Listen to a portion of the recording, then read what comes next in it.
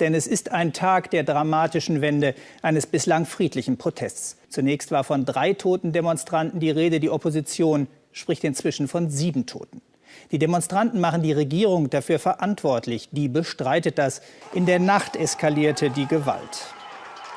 Auf beiden Seiten wurde sie angewendet. Hier eines der Opfer, was eindeutig erschossen worden sein soll. Die Nachricht davon hat die Gewalt weiter angeheizt. Die Polizei setzte Gummigeschosse ein. Die Demonstranten antworteten mit Molotow-Cocktails.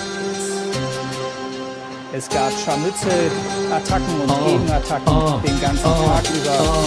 Wenn die ersten Brandsätze detonieren und die Menschenmassen endlich wieder protestieren, ja dann wisst ihr, die Stunde hat geschlagen und keiner von euch abgezockten Penner stellt mehr Fragen.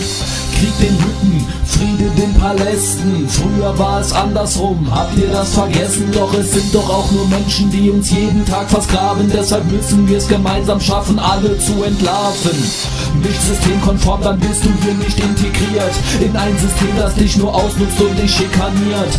Mach die Augen endlich auf, sonst folgt das böse Erwachen. Jeden Tag Korruption, Mord, solche Sachen an die gewählten Politiker im Bundestag. Eure Handlungen grenzen schon an Hochverrat, denn ihr nutzt die Kraft eurer Mandate aus und auf die öffentliche Wahrnehmung, da scheißt ihr drauf. Was das Volk will, das ist Nebensache. Es wird gewirtschaftet natürlich in die eigene Tasche. Frau Kanzlerin, bitte treten Sie zurück, sonst klau ich Ihnen Ihre beide Krücken.